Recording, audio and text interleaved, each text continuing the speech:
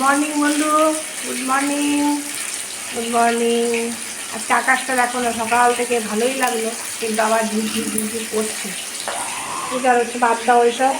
আমি কি বলতে চাইছি বন্ধু জানো তো, এই আমাদের বাঙালিদের এই ইলিশ মাছের দিনে যদি কোনো ঘরে একটু সবজি কম থাকে, যদি ইলিশ মাছ থাকে ফ্রিজে, যতটুকুই থাক, লেজা মাথা মুখো যাই থাক, তুমি যদি মনে করো যে হ্যাঁ একটা ডালের সাথে একটা সবজি, এই মাছ যাই থাকবে সেটা দিয়ে তুমি যে কোনো একটা রেসিপি তুমি বানিয়ে দেবে ইলিশ মাছ দিয়ে, দেখবে কোনো সমস্যাই নেই।